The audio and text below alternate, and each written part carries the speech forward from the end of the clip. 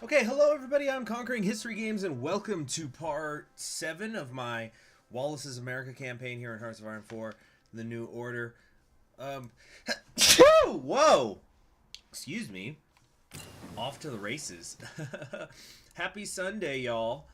Been a busy one for me. Very busy. But, we're gonna have a little bit of fun here. I actually want to do 2 live streams today, but this one we're going to go at least for an hour. And then I'm going to stop whenever I just feel like it because I got other things that I got to do. And then I'm going to come back and we're going to do a different game later on. But let me just take care of a couple of things here.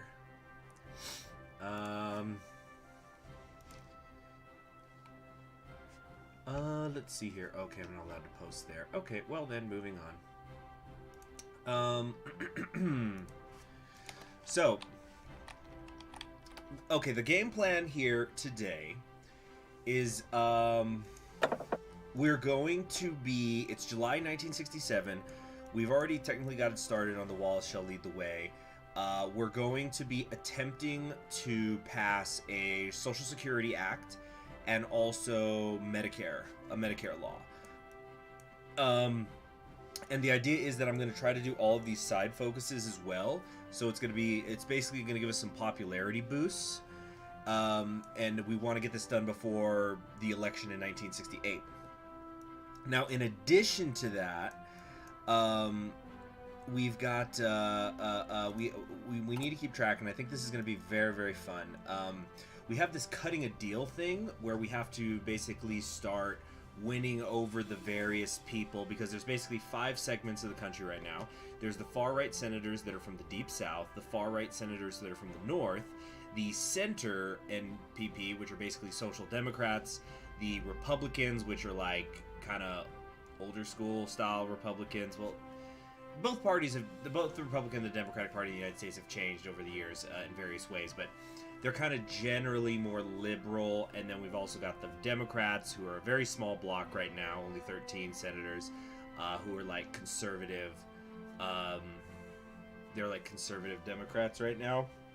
But it's kind of one of those things that I think they're getting to be so small because it's like, if you're somebody who's in the RDs, if you're a D and you're liberal minded, I think you're probably just swinging over to the Republicans. And if you're a Dixiecrat, it's like, well, Wallace is actually doing the things that I want, so they're running over to him. So that's why I think the Democrats are just shrinking. And I'd be willing to bet that the 13 Democrats that are still in office are probably ones who just weren't even up for election in the last 2 Senate races, which is why they're still around. Anyway, so we've got 15 Dixiecrat far-right senators who are in favor of our efforts. This is before we've even written the bill. We haven't done anything with the bill yet. They're just unconditionally saying they're on our side. But that's the easy part. We're eventually going to, because it's just like, oh, Wallace is for it, then I'm for it. So we're going to need to try to get more senators on our side. So we went with the Wallace will lead the way, which means more Dixiecrats are going to help us. But that means that we need to be careful that we don't bother the South, because I guess then we're going to end up kind of crossing streams in terms of support, and then we're going to end up with nothing, probably. I don't know. I've never tried this. Their Bomber Monkey. Okay, so should we start on the Medicare or the Social Security first?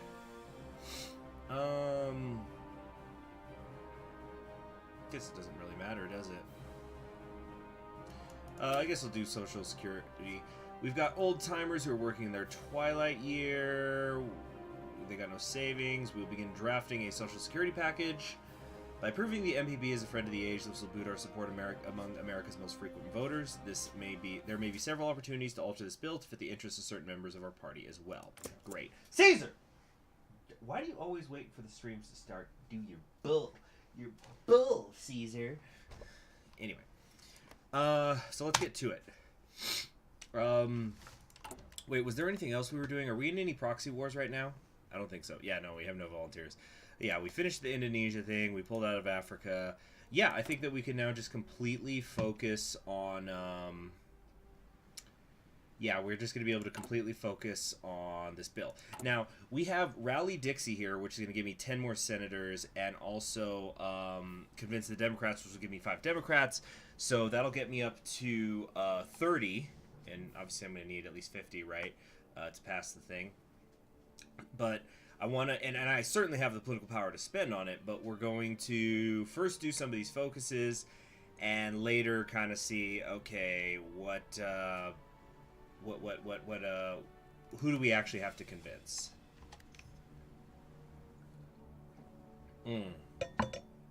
You're damn right, Marlin Sock.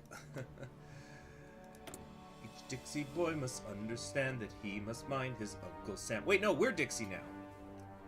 Caesar's invasion of mouse skulls progressing well. Yeah. Hold. Oh, son of a bitch. Hold on a sec. My boss is calling me.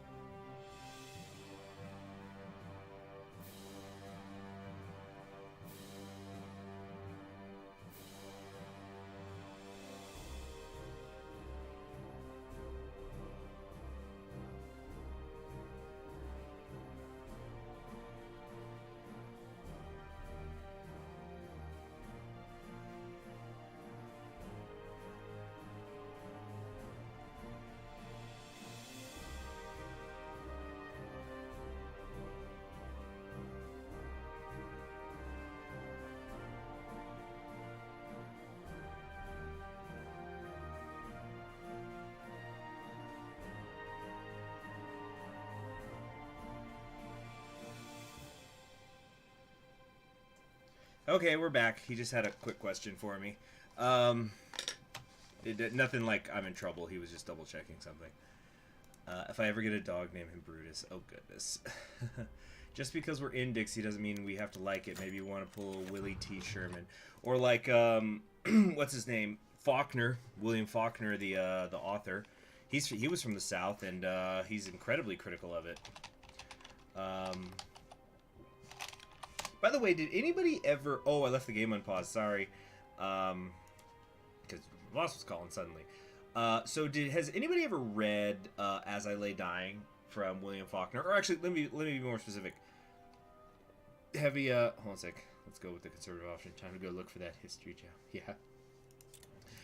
Yeah, that's actually one thing I'm going to be doing tomorrow, though, is applying to a couple more teaching jobs. There's some openings near me. One is actually, like, literally up the street from where I live. That would be freaking awesome. I could just walk to work. Anyway, what was I getting at? Before the boss called. I was talking about... Oh, yeah, well, right now, I don't know. No, I think I finished up what I was saying. Yeah, so Faulkner. Faulkner wrote this book that's called... As I Lay Dying. Great book. I highly recommend it. It's not really too long. It's like 13, 14 chapters, I want to say. It's pretty damn short. So As I Lay Dying is about... there's this family.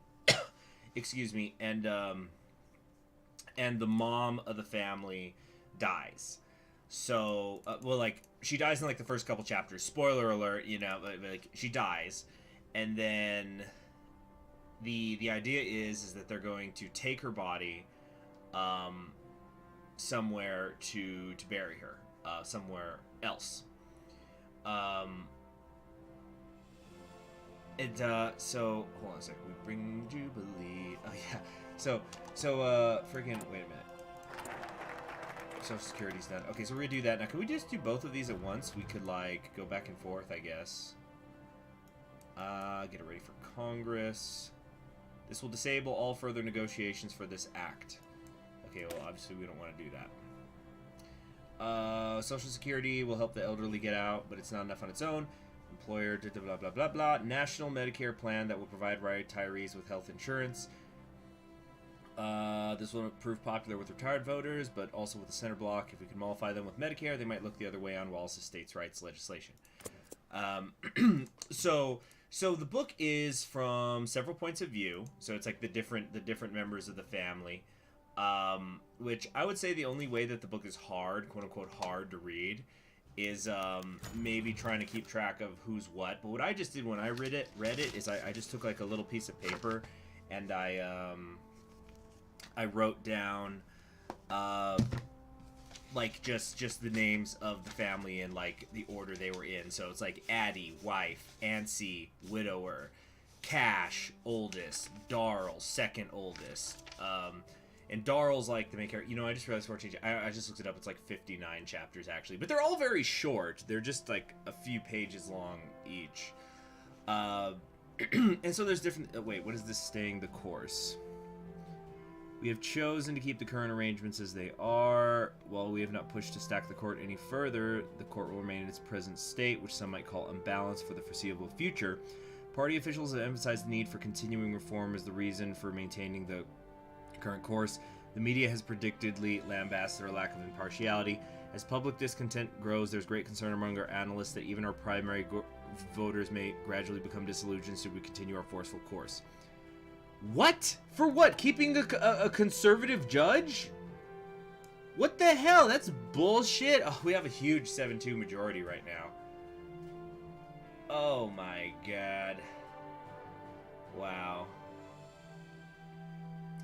Anyway, so, wow, I'm kind of pissed about that. So we're going to lose 50 political power, 3 stability, 5 popularity, and then 5 of it is going to go to, Lyndon Johnson's Republicans of the Republican Democrats. Damn, that actually really pisses me off. So now we're no longer just a straight up majority in the country. That's nonsense. Anyway, so the book's from multiple points of view. Now, there was a movie done recently, like a few years ago, of As I Lay Dying, and it was directed by and stars James Franco. And of course, you guys can draw your own opinions on it. I know that my opinion on it goes back and forth. How did I stack the courts? The judges were dying naturally, and I was just replacing them. That's my job. It's not like I didn't friggin'... Yeah, that's bullshit. Yeah, why are they pissed? I'm not stacking the courts. That's just how it works. It's not like I said, we need segregationist judges, and then I like, you know, got like, you know, the 10 heads of the 10 deep south states or something of the courts, and then put them in, and like, you know, more than double the size of the court or some crap. It just...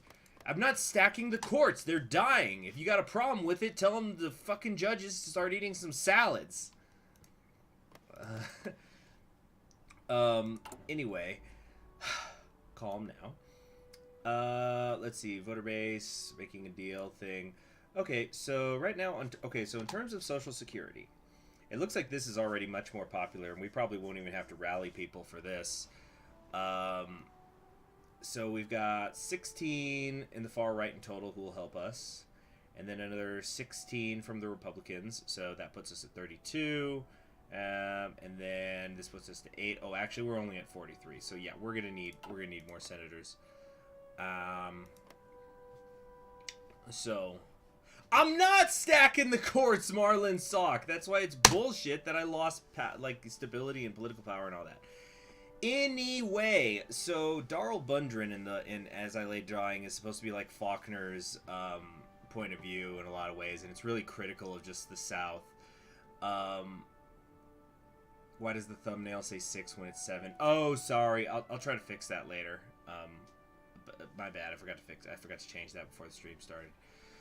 But James Franco did a movie of As I Lay Dying where almost the entire movie is from 2 cameras' points of view at the same time. So it's kind of like, have you ever seen footage of like, this is what a chameleon's vision looks like because their eyes go in different directions? So it kind of looks like that. And, oh shoot. Oh my gosh.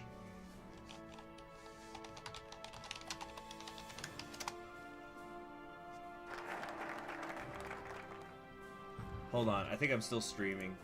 Okay, okay, this is rather unfortunate. So it looks like I've run out of disk space on my hard drive, so it's now just no longer recording. Okay. Anyway, here's what we're gonna do. I'm gonna stop the stream for a few minutes. Let me clear some disk space. I have my external hard drive plugged in right now, so I'll just move some stuff over.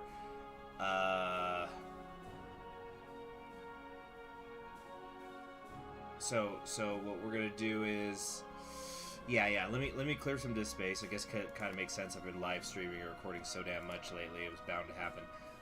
So I'll clear some disk space, and we will be back.